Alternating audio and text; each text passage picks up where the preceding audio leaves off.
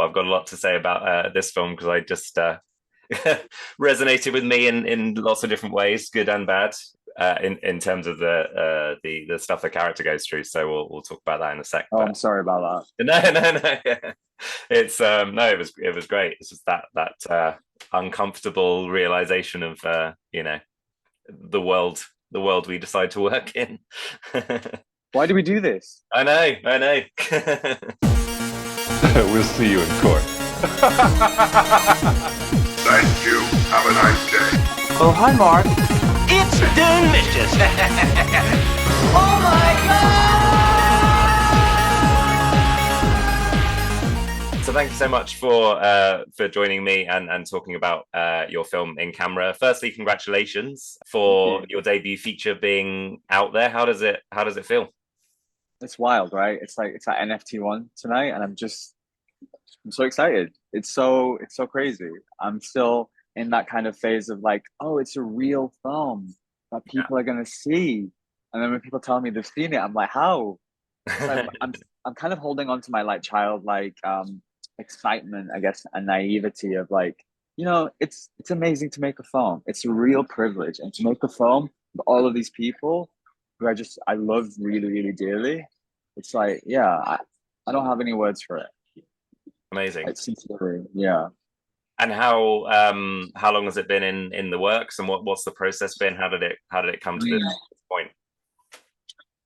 It was kind of like 8 years beginning to end. I had the idea when I was 20. I was finishing my degree in English Lit. I didn't know anybody in the film industry. I never went to film school. I had this like idea for this film. I knew I wanted to write a fairy tale. I had this idea for a character and a performance style, and I had this kind of like methodology or way I wanted to make a film. And then in 2019, I pitched it to iFeatures, which is a development lab. And I've been thinking about the film for maybe like 4 years by then.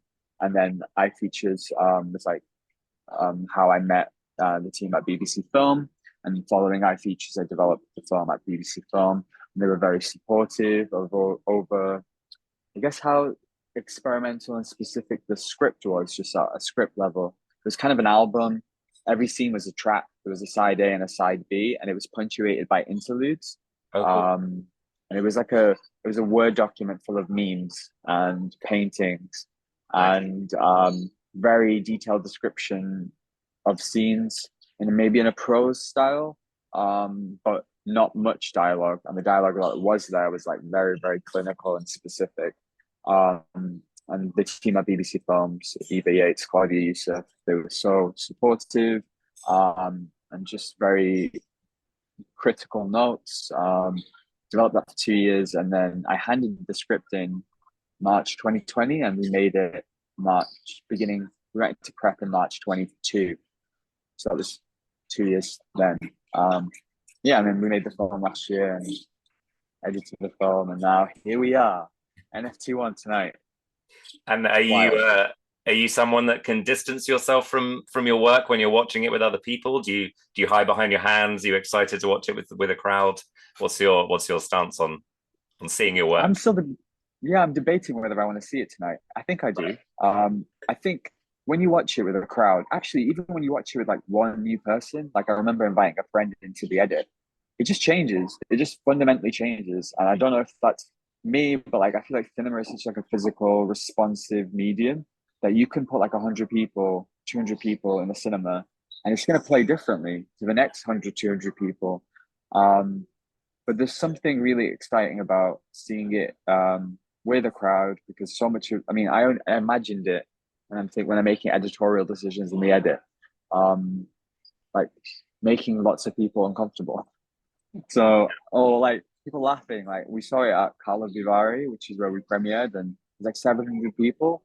And it's a real thrill, like when people are like responding to the film in an audible and physical way. But I'm not sure what my relationship to it is yet. I think we'll find out tonight. I'm not really sat in at the other festivals. I've been waiting to see it tonight, so I think I will sit in tonight and see how it plays. But I think I'm very accepting of like the film, and there's probably a million things I wish that probably could change, but it's okay. you know? Yeah. And for people that haven't seen it, which is most people at this stage, because it's premiering in the UK tonight. But how would you? What's the general rundown that you would give people of the plot and the story? Okay, Chris, I'm not very good at this. I think what I would say is, you know, it's about an actor. He's navigating a nightmarish conception of the film industry, and he's not doing very well. He's facing a lot of rejection, and he takes things to the extreme and finds a new way to find a part. But I'd say it's a very dreamy film. It's a film that is, you know, the kind of, I guess, the nucleus, like the core thing that I kept returning to when I was making this. When like I said to all of the collaborators, is, you know, with representing life as it feels and not life as it is. And I think that's something really specific that you can only kind of do in cinema. So it's a playful, funny, dark, and uncomfortable roller coaster. Is probably how I would describe it. I mean, I kind of like films that make me kind of question my own thoughts and ideas and feelings about things, and hopefully it does that. Hopefully, it makes people laugh and makes people question, and lingers with people. Yeah. How did I do? Is that okay? Yeah, it's great. I want to see it. It sounds good. I have seen it. Okay. But if I hadn't, I would want to see it. But it goes through a lot of different styles, as you said, a lot of different sort of genres. Feels very nightmarish in places. You question what's real, what's not real, what's in the character's head, what's not. How did you kind of navigate those styles, and did you have a very clear vision of how you wanted each scene to look, or did that come in the edit or the design? What was the process there? For me, I mean, firstly, everything in this medium is a complete collaboration. I don't think I buy this idea, not to throw all the other directors ever under a bus, but I don't buy this idea that someone has a film in their head and if only they can just like get it out of their head. I'm sure some people do, but like, you're meeting people and you're collaborating with people and you're inventing with people in this medium. And I think that's the most exciting thing. So yeah, I did have a very clear vision of what it is I wanted to achieve, but I think it changes. It changes the more you collaborate. It changes given the circumstances, the schedule. But how I approached it and how I directed every department, whether it's the sound or the production design or the visual language, was that this film and how we're making it is an actor and it wants to be other things. And, you know, when we're doing a teen drama, where we are all now working towards building this teen drama. And when it's like a really bad police procedural or a racist terrorist drama, it's now a racist terrorist drama. And it was about using all of the tools and being very playful. And I think, I mean, I'm really interested in just like meta texts and, you know, films within films. And I had this kind of construction in my head of like what I wanted it to feel like. You know, when writing it, it was like, I'm writing this version now, I'm writing this version, I'm writing this version. So hopefully it's all very cohesive in its main body. And I think it's a bit like Aiden, the lead character, in how it changes and molds itself and it tries to be other things. And but it's hopefully playful as well. And the edit was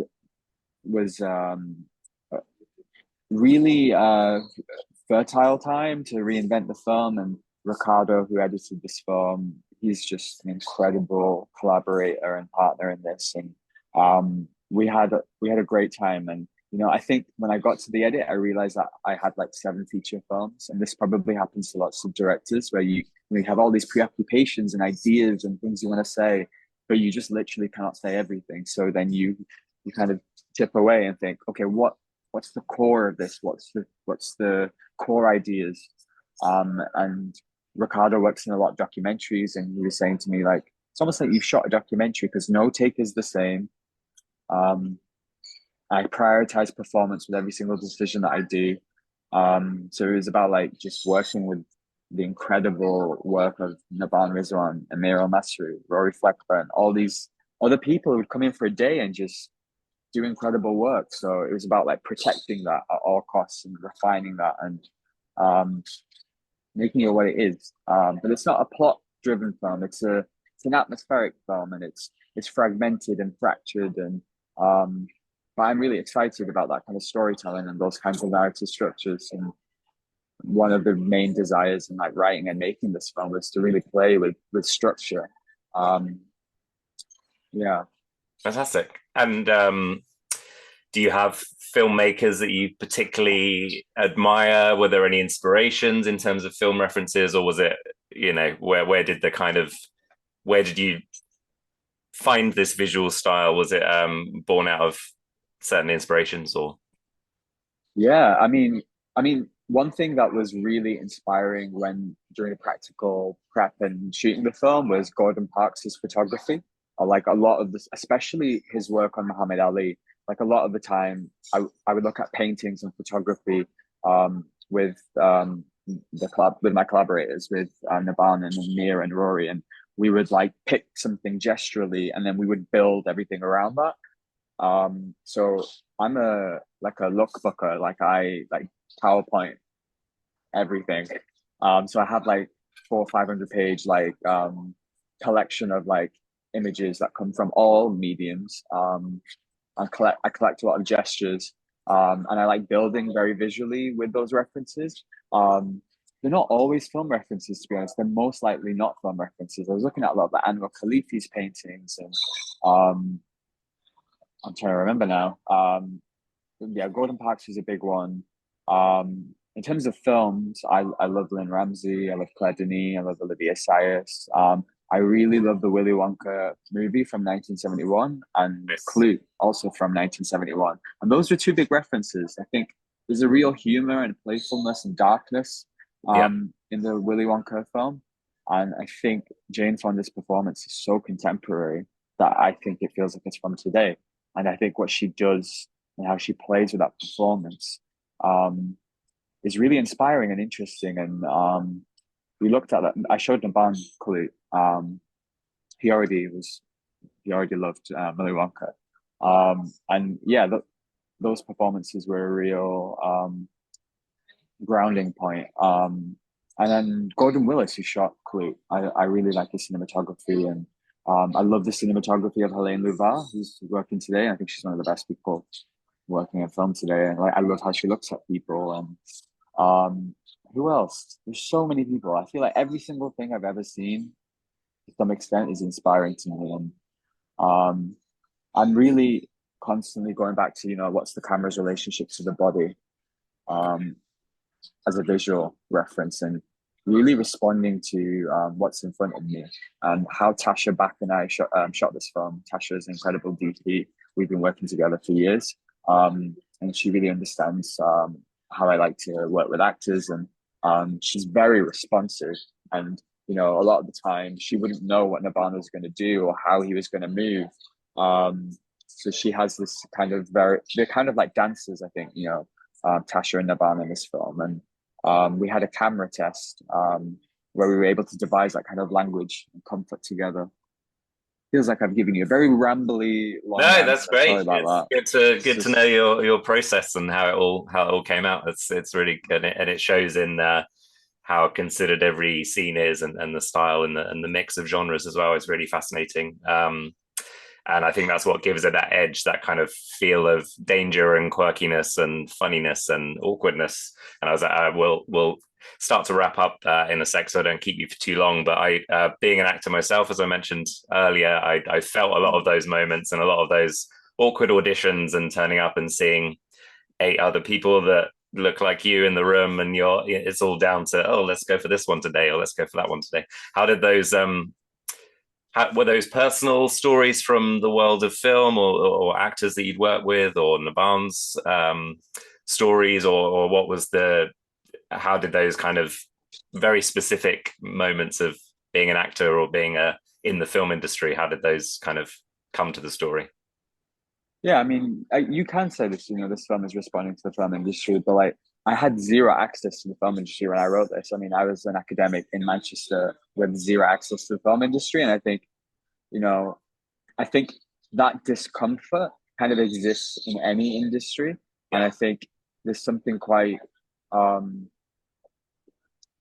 was going to say universal, but like we've all been in spaces where we feel hyper looked at and assessed, and whether it's a job interview or a social situation or any industry. And I think because acting is so visibly about your identity, it just provided the perfect vehicle and backdrop for that. But I worked with Nabhaan for 6 months in this film, and he shared a lot of his experiences just about being a person in the world and his preoccupations. And I'd be responsive to him and responsive to all of the collaborators on this film. So it was very, very collaborative.